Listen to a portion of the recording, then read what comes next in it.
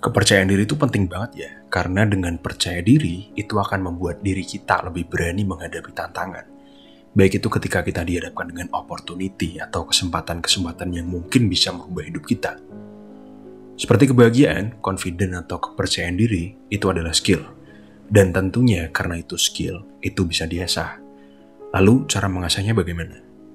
Yaitu dengan beberapa behavior atau perilaku. Yang pertama, ini cukup unik ya. Tapi yang pertama adalah berhitung. Kenapa berhitung? Kalian coba dengar salah satu pengalaman unik saya. Dulu ada klien saya yang masih muda banget. Dia wanita, masih kuliah, dan baru pertama kali berbisnis. Dia dikenalkan kepada saya dari teman orang tuanya. Dan ketika dia masuk ke kantor saya untuk konsultasi bisnisnya, dia tuh kaku banget. Dia melihat saya yang kekar gini dan mungkin mukanya emang agak serem. Itu kelihatan takut banget. Dan ketika dia dengar suara saya yang berat ini, dia mulai tambah nervous. Sampai pada saatnya saya mulai mempersilahkan dia untuk presentasi apa yang ada di proposal bisnisnya. Terdengar samar, tapi saya dengar kalau dia berhitung. 3, 2, 1. Lalu dia langsung presentasi. Dan sama sekali gak kelihatan nervous. Dia bisa presentasi dengan sangat lancar, bahkan sampai saya kagum.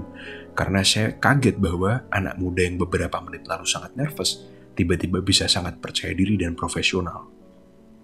Nah, berhitung ini sebetulnya juga pernah ada risetnya. Ketika kamu berhitung, kamu akan memposisikan dirimu atau kondisi mental dan otakmu untuk bersiap. Dan ketika hitungan itu habis, itu akan memberikan dorongan atau momentum untuk membuat dirimu lebih percaya diri. Yang kedua, pikirkan bahwa kamu cuman perlu percaya diri selama 1 menit. Cuman perlu keberanian selama 1 menit. Kalau ini ceritanya waktu saya masih kuliah. Saya ini naksir banget sama satu cewek, dan saya naksirnya tuh udah sekitar 1 tahun. Tapi saya nggak komunikasi sama dia. Bahkan dia juga nggak kenal saya. Sampai pada suatu saat, saya lagi ngerokok di depan fakultas tuh. Dan saya ngelihat dia sedang sendirian, nggak tahu ngapain. Saya langsung berpikir, wah kesempatan nih. Tapi untuk mengambil opportunity itu, untuk mengambil kesempatan itu, saya nggak berani. Saya malu setengah mati. Saya bingung mau gimana. Setelah 5 menit saya berpikir, saya bilang ke diri saya, semenit aja, kenalan cuma butuh semenit. Lalu saya beranikan diri saya, memberikan keberanian kepada diri saya selama 1 menit aja, dan hasilnya tidak semenakutkan yang saya bayangkan. 1 menit itu kita kenalan, lalu kemudian kita pacaran selama 5 tahun. Yang berarti apa yang saya investasikan selama 1 menit itu kembali kepada saya selama 5 tahun. Yang ketiga, masuk aja. Kalau ini kejadian waktu saya masih jadi dosen. Saya tuh mau pulang, tapi di tengah jalan saya ketemu mahasiswa saya.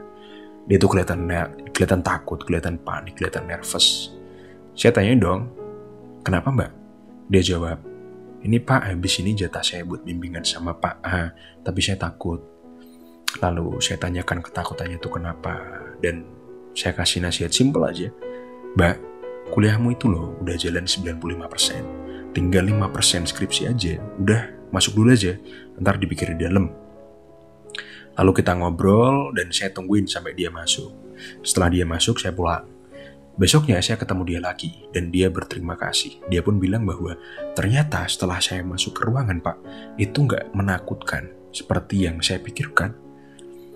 Dan ini juga saya praktekkan dalam berbagai macam situasi ya. Entah ketika ketemu orang tua pasangan saya, ketika saya mau melakukan deal besar, dan sebagainya. Keempat, kalau ada temanmu merayakan sesuatu, kamu ikut merayakannya. Kalau cerita ini mungkin nggak work buat banyak orang ya, tapi ini sangat work buat saya. Trik ini tuh saya temui ketika saya mencoba untuk memahami diri saya sendiri setelah saya bangkrut untuk pertama kalinya. Di situ saya menyadari bahwa saya orang yang ambisius. Sedangkan di waktu itu juga teman-teman saya banyak yang lagi mulai sukses. Ya memang betul, waktu itu saya berpikir saya dulu sempat sukses, tapi lalu saya bangkrut. Dan ini justru malah membuat diri saya semakin tidak percaya diri. Saya malu ketika ada teman merayakan sesuatu dan ngajak saya untuk ikut merayakan. Saya nggak berani datang. Sampai pada suatu saat giliran sahabat saya yang sukses. Dia habis naik jabatan di posisi yang tinggi banget dan mungkin susah banget untuk orang-orang seumuran kita waktu itu bisa dapat jabatan itu. Lalu dia bikin acara makan-makan sama teman-teman dekat kita. Aslinya saya nggak mau datang, tapi saya dipaksa. Dan akhirnya dengan terpaksa saya datang. Di situ saya melihat teman-teman dan sahabat-sahabat saya sudah jauh lebih maju dari saya. Saya merasa tertinggal. Tapi karena saya ambisius, perasaan tertinggal ini menjadi bahan bakar yang kuat untuk membuat saya lebih maju. Akhirnya setelah itu, setiap ada acara kumpul-kumpul merayakan sesuatu, saya selalu datang. Pertama, untuk memberi bahan bakar kepada saya supaya saya selalu produktif. Kedua, untuk melatih kepercayaan diri saya ketika saya dalam kondisi menjadi orang yang paling bawah di situ. Dan ketiga, ya simpel aja, untuk membuat teman-teman saya senang. Karena ya mereka merayakan dan saya juga harus ikut merayakan. Kelima, latih kepercayaan dirimu dengan menonjol pada hal yang sudah kamu kuasai. Ini kejadian juga nggak lama dari poin nomor 4. Ketika saya masih merintis untuk kedua kalinya, saya bertemu dengan banyak sekali orang hebat. Beberapa kali juga mereka bertanya bisnis kepada saya. Dan entah kenapa, tanpa saya sadari waktu itu, setiap saya bicara tentang bisnis, saya bisa sangat percaya diri. Dan itu mendorong saya untuk selalu percaya diri. Keenam, sering-sering merayakan. Bahasa kasarnya sih, sering-sering pesta.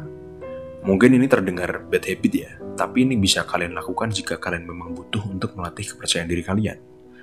Sekarang, coba kalian pikirkan, berapa banyak kalian mendapatkan atau mencapai sesuatu yang bisa dirayakan, tapi nggak kalian rayakan. Jadi, kalian bisa coba untuk merayakan hal-hal yang menurut kalian bermakna. Kenapa? Agar sense of accomplishment atau rasa kepuasan atas pencapaian itu membekas dan memiliki memori pada diri kalian. Contohnya, kalau kalian masih kuliah, kalian dapat IP semester yang bagus, rayakan, ajak keluargamu makan-makan, ajak temanmu makan-makan. Kalau kalian nabung sampai kebeli barang yang kalian inginkan, rayakan, ajak temanmu makan-makan. Kalau kalian lagi jabatan, rayakan. Kalau keterima bekerja, rayakan. Kalau habis negosiasi besar, rayakan. Apapun itu yang menurut kalian bermakna, harus kalian rayakan. Dengan begitu, kalian bisa lebih percaya diri. Karena setiap kalian ada sesuatu yang bermakna, kalian merayakannya dan otomatis kalian bertemu banyak orang. Dan orang-orang itu datang karena mereka ingin ikut merayakan bersamamu. Dan hal ini bisa membuat kalian menjadi lebih percaya diri. Karena, gimana ya jelasnya ya? Ya intinya, ketika kalian melihat bahwa diri kalian sudah memiliki accomplishment yang bisa dirayakan dan orang-orang ikut merayakan itu, ya kalian akan percaya diri. Dan semakin kalian terus melakukan itu, semakin rasa kepercayaan diri kalian akan kuat. Oke, sekian dari kuliah kita hari ini. Jangan lupa like, share, dan subscribe.